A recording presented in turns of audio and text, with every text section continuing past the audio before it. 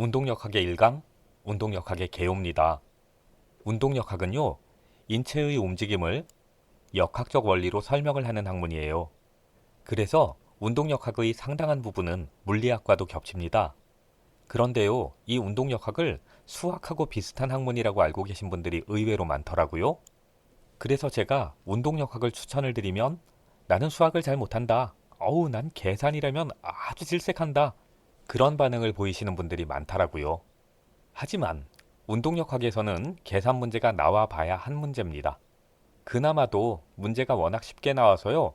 주어진 숫자를 쭉 곱하기만 하면 답이 나오는 그런 문제 정도입니다. 그런데 나중에 스포츠 지도자 생활을 하실 때 운동역학의 지식을 가지고 계시면 학습자들의 운동의 효율을 높이는데 굉장히 도움이 됩니다. 그래서 저는 어지간하면 체육사 같은 이상한 과목보다는 운동역학을 하시라고 추천을 많이 드리죠. 그런데 이 운동역학의 어떤 단원들은 이런 걸 뭐하러 공부하지 싶은 것들도 있어요. 이 1강이 대표적인 그런 단원이에요. 운동역학과 관련이 있는 학문들, 아니면 운동역학의 역사, 이런 것들이 주된 내용이거든요.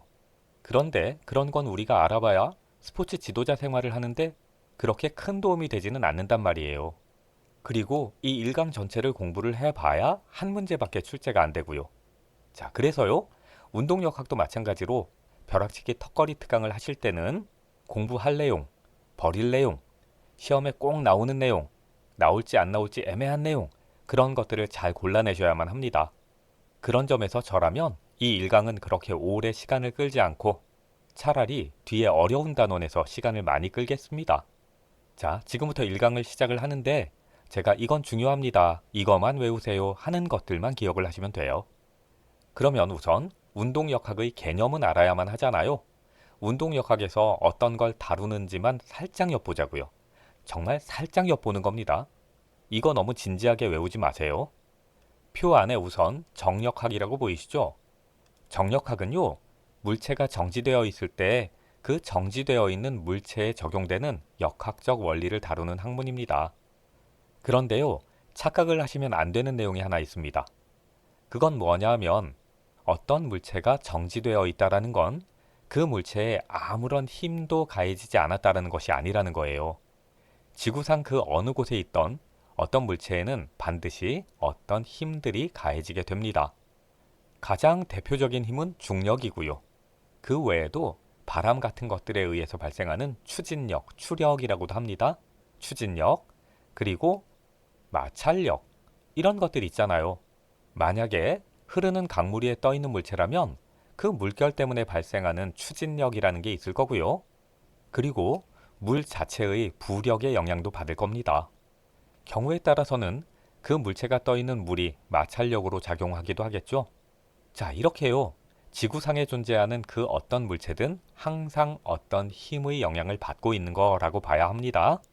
그럼에도 불구하고 어떤 물체가 정지되어 있다라고 한다면요. 그건 그 물체에 가해지는 어떤 힘과 그 정반대의 방향에서 가해지는 힘이 평형을 이루고 있기 때문입니다. 바로 그런 상태를 연구하는 걸 정역학이라고 하는 거예요. 자, 그러면 그 밑에 동역학이 있는데 동역학은 뭐겠습니까? 개념만 짚고 넘어가면 됩니다. 정역학, 동역학, 그리고 그 밑에 운동학, 운동역학, 이런 거 시험 문제 안 나와요.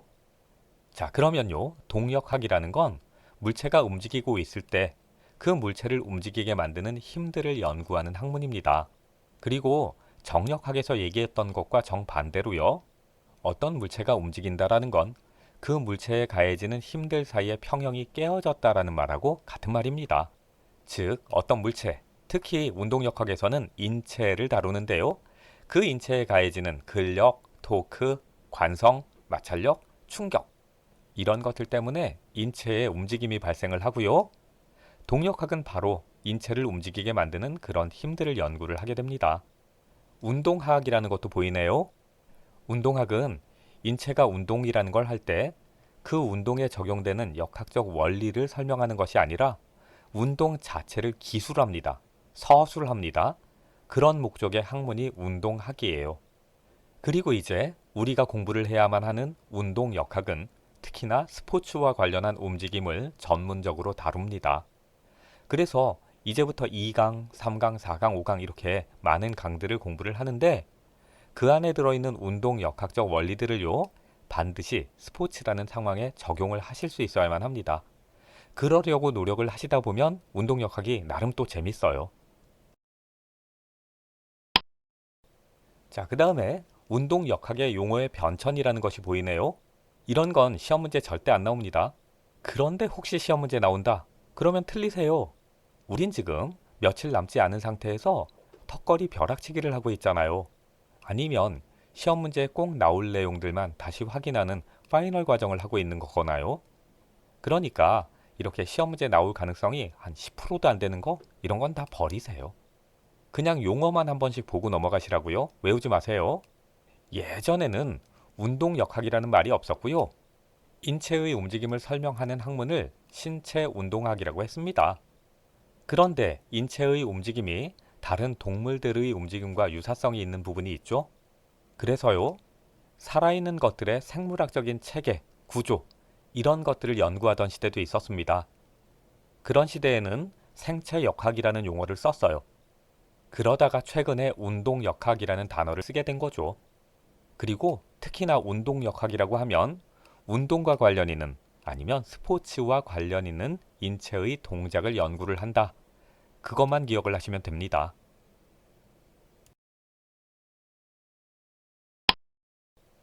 자, 그 다음엔 운동 역학의 역사예요.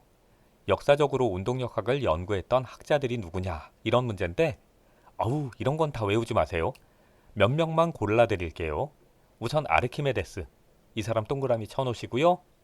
그 다음엔 갈릴레이, 그 다음엔 뉴턴, 이렇게만 기억을 하시면 됩니다. 나머지 사람들은 시험 문제 나오면 틀리세요.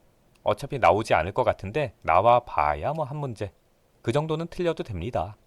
그러면 아르키메데스는 왜 외워야 되냐 하면 이 사람이 지뢰의 법칙을 서술을 했거든요. 우리는 지뢰 그러면 물체를 움직일 때만 사용되는 도구라고 생각을 하죠. 그런데 인체에도 굉장히 많은 지뢰의 원리가 들어 있습니다. 어차피 나중에 볼 내용인데요. 인체에 들어있는 뼈대들이 지렛대의 역할을 합니다. 그리고 근육이 그 지뢰를 움직이는 힘을 발휘하죠. 그래서 인체가 어떤 동작을 할 때 그 지뢰의 원리에 의해서 어떨 때는 더 큰 힘을 발휘할 수도 있고 어떨 때는 더 빠른 속도를 발휘할 수도 있는 거예요. 바로 그런 지뢰의 법칙을 이 아르키메데스라는 사람이 제일 처음 서술했기 때문에 이 사람을 기억을 하시라는 겁니다. 그 다음에 다빈치도 조금 중요하긴 합니다. 이 사람이 그림을 그릴 때 시체를 구해다가 해부를 하면서 그림을 그렸거든요. 그리고 그 과정에서요, 인체의 근골격계를 굉장히 정밀하게 그림으로 남겼습니다. 그런 점에서 인체 해부학에 굉장히 큰 영향을 남긴 사람으로 볼 수도 있습니다. 하지만 시험 문제 안 나옵니다. 왜냐하면 역학적으로 중요하지 않거든요. 자, 그러면 누가 또 중요하냐면 갈릴레이. 이 사람이 인체의 움직임에 물리학적 원칙을 적용하기 시작을 했습니다. 그래서 신체 운동학의 발달에 큰 영향을 줘요. 자, 마지막으로 엄청나게 중요한 사람이 있습니다. 뉴턴이에요. 이 뉴턴은 현대 동력학의 창시자입니다.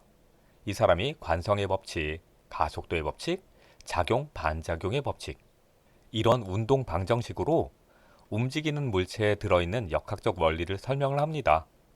그래서 뉴턴이라는 사람이 중요한 거예요. 그리고 운동 역학의 아버지네, 누가 또 아버지네, 이런 말 붙이는 거 사람들 되게 좋아하잖아요. 하지만 그런 것도 시험에 안 나옵니다. 그런 거 외우면 중학교 공부하는 거죠. 이제 나머지 머레이, 힐, 헉슬리 이런 사람들은 별로 중요하지 않아요. 무시하시면 됩니다. 그 다음에요. 운동 역학의 필요성이라는 건데 이런 건 시험 문제 나올 수 있어요. 운동 역학의 가장 베이스가 되는 개념이거든요. 하지만 이것도 외울 필요가 있을까요? 자, 운동 역학은 스포츠에서 발생하는 인체의 움직임을 역학적으로 설명을 한다. 우선 그렇게 기억을 해두시자고요. 자, 그리고요. 그 말을 뒤집으면 운동 역학의 대상은 스포츠에 참여하는 사람의 신체의 움직임일 거 아닙니까? 그러면 그 스포츠에 참여하는 사람과 관련 있는 사람들, 그런 사람들에게 이 운동역학이 유용할 겁니다. 누구겠어요? 지도자죠? 그 다음에 누구요? 선수요. 그 다음엔 운동을 배우고 있는 학생들에게도 중요할 겁니다. 그러면 지도자에겐 왜 중요해요? 지도자는 선수를 관찰한 다음에요. 그 선수의 움직임을 운동역학적으로 분석을 하고 교정을 하고 그렇게 함으로써 선수의 운동의 효율을 높여야 되지 않습니까? 이번엔 선수는요. 당연히 선수가 자신의 움직임을 역학적으로 분석하고 이해할 수 있다면 운동 수행 능력이 극대화되고요. 그리고 잘못된 동작들을 바로잡아서 부상을 예방할 수 있을 거 아니에요. 그런 점에서 이 운동역학은 선수에게도 필요합니다. 그리고 운동역학은 학생들에게도 효용이 있을 겁니다. 여기서 학생은 어떤 사람이냐면요. 체육이라는 학문을 연구하는 그런 학생으로 생각을 하시면 됩니다. 그런데 그런 사람들이 운동역학적 원리를 알고 있다라면 체육이나 스포츠와 관련한 학문을 연구를 할 때 수업의 효율이 훨씬 더 높아지겠죠. 그런 점에서 운동역학은 지도자, 선수, 학생들에게 효용이 있는 겁니다. 자, 이건 어떻게 공부할까요? 공부는 뭘 해요? 2번만 읽으면 되지. 제가 지금 드렸던 말씀을 이해를 하면서요. 이 PPT 화면에 있는 내용을 2번만 읽으시면 됩니다. 그리고요. 지금 보셨던 내용하고 상관 있는 내용이 교재에 있습니다. 그런데 그 내용을 PPT까지 만들면서 설명을 드리기에는 시간이 조금 아깝습니다. 그래서 교재를 가지고 설명을 드릴게요. 금방 공부를 한 내용이 뭐냐면 운동역학이 왜 필요한가 하잖아요. 그리고 그 운동역학이 누구에게 필요한가 이런 내용이었는데 그걸 조금만 변형하면 운동역학의 연구의 목적을 찾아낼 수 있어요. 그걸 해보자라는 거예요. 교재에 운동역학의 목적이라는 거 보이시죠? 그 내용을 보세요. 운동역학을 연구를 하면 동작의 효율성을 높여서 운동 기술을 향상시킬 수 있을 겁니다. 그 얘기는 선수의 기록이 단축될 것이다. 이런 말로도 나올 수도 있겠죠. 2번째, 올바른 동작하고 올바르지 않은 동작을 가려낼 수 있을 겁니다.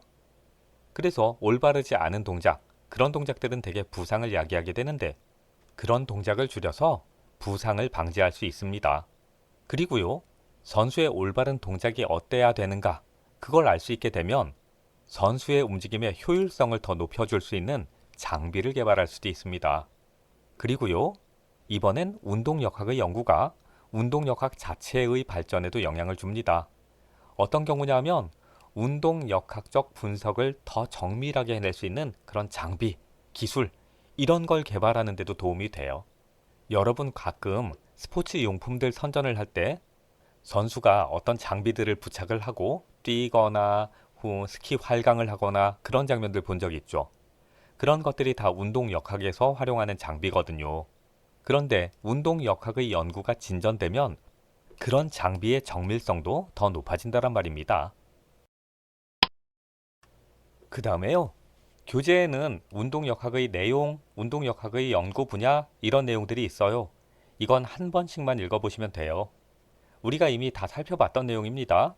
정역학이 무엇인가, 동역학이 무엇인가, 운동학, 운동역학은 무엇인가, 그런 건 앞에서 말씀을 드렸으니까 이제 직접 읽으셔도 충분히 이해하실 수 있을 겁니다. 읽고만 넘어가시면 됩니다.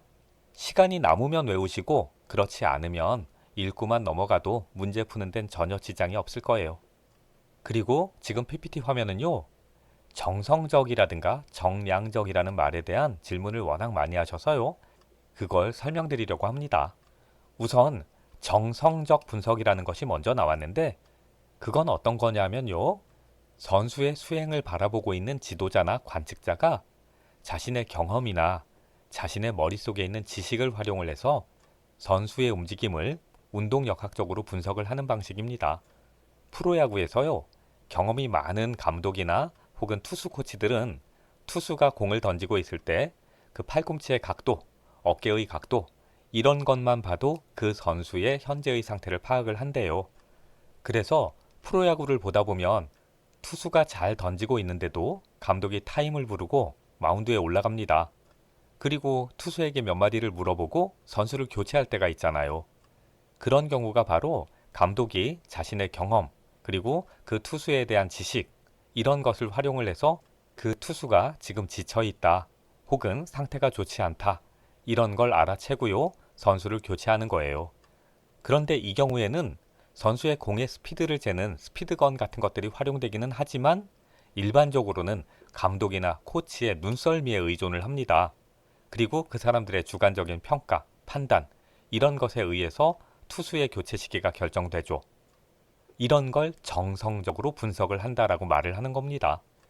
정성적 분석은 주관적 분석이다, 이렇게 말을 해도 돼요. 단점이 있겠죠? 어떤 부분에서 단점이 나타나냐면 관찰자나 지도자의 주관성이 지나치게 크기 때문에 잘못 판단하는 경우가 있다라는 거죠. 즉, 선수가 지금 멀쩡한데 그 선수가 지쳤다라고 판단할 수도 있고, 아니면 그 선수가 어떤 부상을 가지고 있음에도 불구하고 그걸 외관으로는 판단하지 못해서 빠른 조치를 취해주지 못하는 경우도 있잖아요. 그런 것들이 정성적 분석의 한계입니다. 그 다음에 정량적 분석이라고 있네요. 여기서 정량이라는 건 양을 측정한다라는 겁니다. 양이라는 건 속도, 속력, 무게, 길이, 거리, 이런 것들이거든요. 그런 걸 측정하려면 당연히 장비나 기기가 필요하겠죠. 그래서 정량적 분석은 장비와 기기를 활용을 해서 운동과 관련한 객관적인 수치를 찾아내는 겁니다. 그리고 그 수치를 과학적으로 분석을 해서 활용을 합니다. 그러니까 정성적 분석에 비하면 상당히 정밀하고 객관적이겠죠. 그런데 이 방식도 한계가 있는 것이요. 이 정량적 분석에 활용되는 장비나 기기는 실제 게임에서는 활용하기가 어렵다라는 거죠. 그래서 최근에는 정성적 분석과 정량적 분석이 함께 활용이 되는 경우가 더 많아요. 이 문장도 기억을 해주세요. 정성적 분석과 정량적 분석이 함께 활용이 된다.